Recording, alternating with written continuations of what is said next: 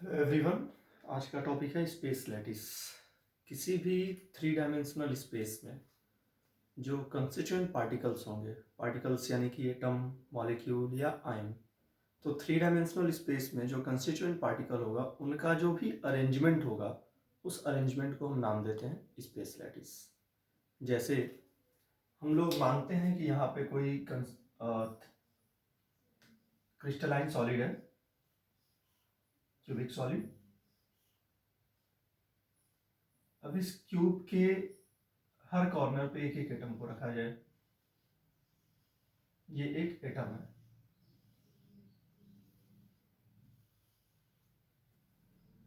इस एटम को अब हम क्या करें, एक डॉट से रिप्रेजेंट करें। ये डॉट्स, एक एटम एक डॉट, दूसरा एटम दूसरा डॉट, तीसरा एटम एक और डॉट, फिर एटम फिर एक और डॉट, फिर एटम एक डॉट, एटम उसकी जगह एक डॉट, फिर एटम फिर उसकी जगह एक डॉट। तो ऐसे अगर थ्री डायमेंशनल स्पेस में इन एटम मॉलिक्यूलर आयंस का जो अरेंजमेंट हम डॉट से रिप्रेजेंट कर रहे हैं, इसी अरेंजमेंट को हम नाम देते हैं स्पेस लैटिस। तो डिफाइन कैसे करेंगे? The geometrical form consisting a regular array, array means arrangement, arrangement.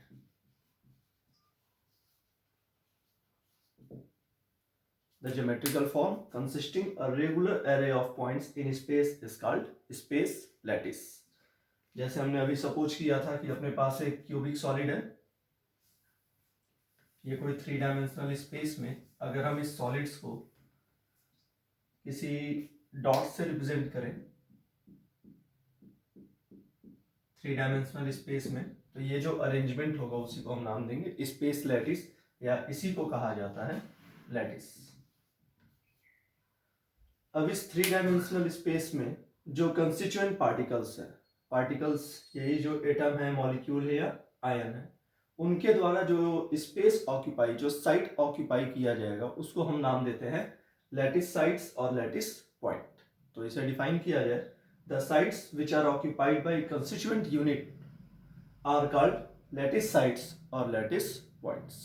तो थ्री डायमेंशनल स्पेस में जो कंस्टिट्यूएंट्स का अरेंजमेंट होगा उनको हम कहेंगे लैटिस या स्पेस लैटिस, और वो साइट जो इन एटम, मॉलिक्यूल या आयन यानी कि इन कंस्टिट्यूएंट पार्टिकल्स के द्वारा ऑक्यूपाई किया जाएगा उस साइट को हम नाम देंगे लैटिस साइट या लैटिस पॉइंट। यहाँ पे कंस्टिट्यूएंट पार्टिकल्स का मतलब हो सकता है एटम्स, मॉलिक्यूल्स और आयंस।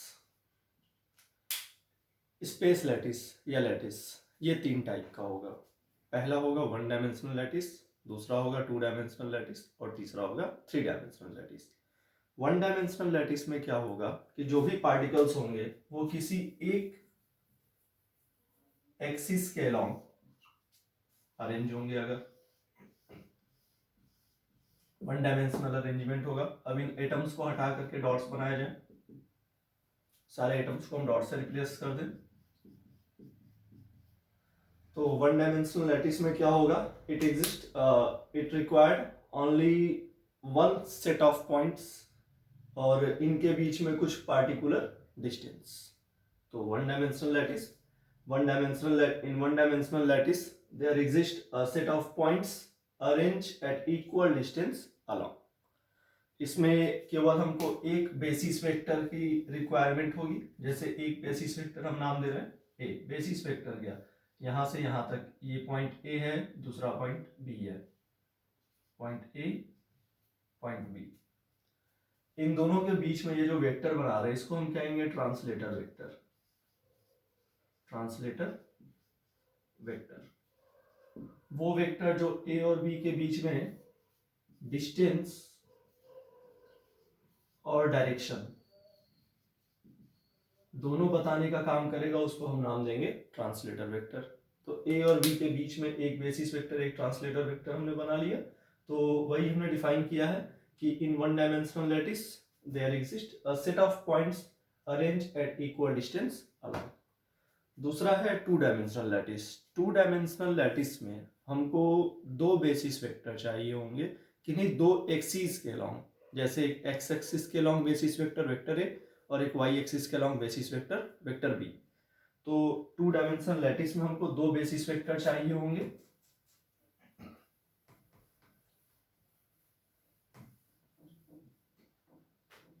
एक मान लीजिए हमने एक्स एक्सिस बना लिया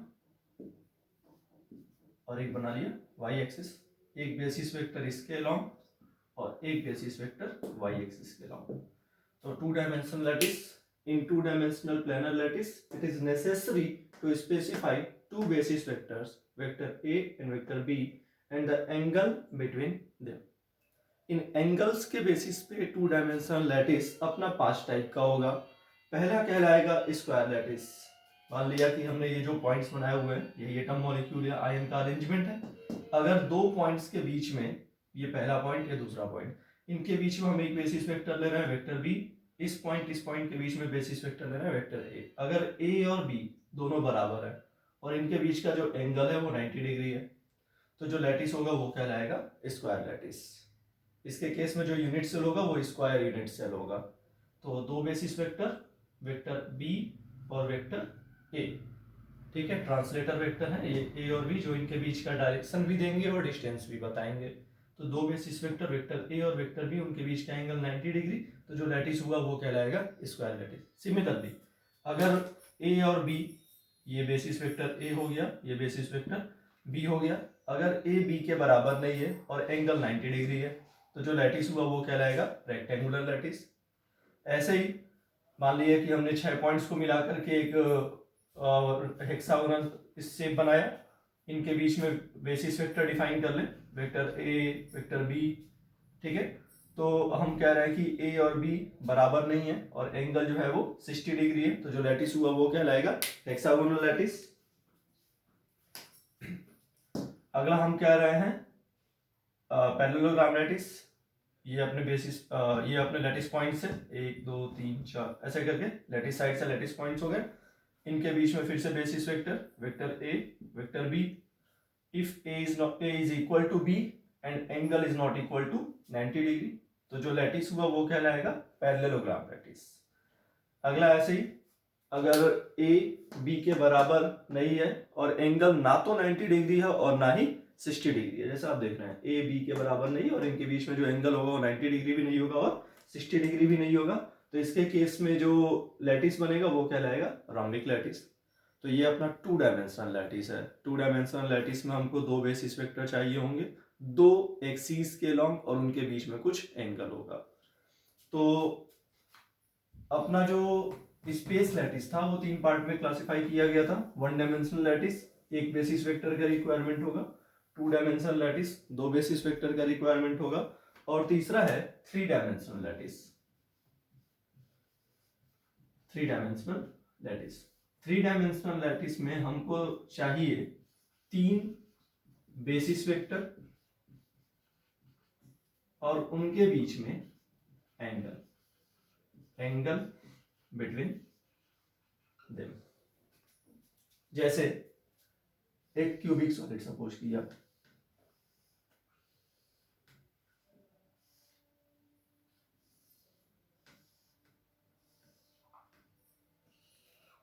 थ्री डायमेंशनल क्रिस्टलाइन सॉलिड्स लिया। अब इसमें हमारे पास 3 एक्सिस है,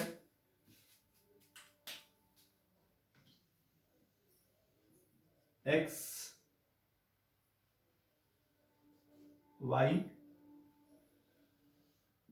और Z. X axis, Y axis और जेड एक्सिस। एक्स एक्सिस के अलोंग एक बेसिस वेक्टर ले लिया जाए, vector A, translator vector A. Y axis के अलोंग एक बेसिस वेक्टर ले लिया जाए, वेक्टर बी। और जेड एक्सिस के अलोंग एक बेसिस वेक्टर ले लिया जाए, वेक्टर सी। तो वेक्टर ए और वेक्टर बी यानी कि ओ एक्स और ओ वाई एक्सिस के बीच में जो एंगल है वो है अल्फा। कितना ले लिया? अल्फा। ओ एक्स ओ जेड यानी बेसिस वेक्टर वेक्टर ए और वेक्टर सी, इनके बीच में जो एंगल है वो है बीटा। एंगल हमने कितना ले लिया? बीटा। तीसरा बेसिस वेक्टर है वेक्टर बी, वेक्टर सी, इनके बीच में। तो ओ वाई और ओ जेड के बीच में जो एंगल है वो है गामा। अब देखिए, 3 डायमेंशनल स्पेस लैटिस में हमें 6 वेरिएबल्स की जरूरत हुई। पहला 3 basis vector, vector A, vector B, vector C, और इसके बाद इनके बीच में एंगल बिटवीन देम।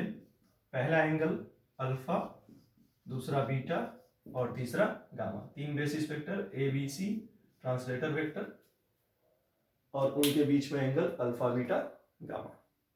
तो ये था अपना स्पेस लैटिस कि किसी भी 3 डायमेंशनल स्पेस में कंस्टिट्यूएंट पार्टिकल्स का अरेंजमेंट या तो 1 डायमेंशन हो सकता है, या 2 डायमेंशन हो सकता है, या 3 डायमेंशन हो सकता है।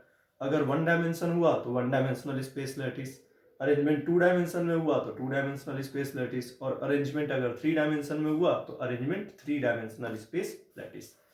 स्पेस लैटिस क्या है कि कंस्टिट्यूएंट पार्टिकल स्पेस में कैसे अरेंज हैं ये बताने का काम करेगा स्पेस लैटिस। ठीक है, थैंक यू।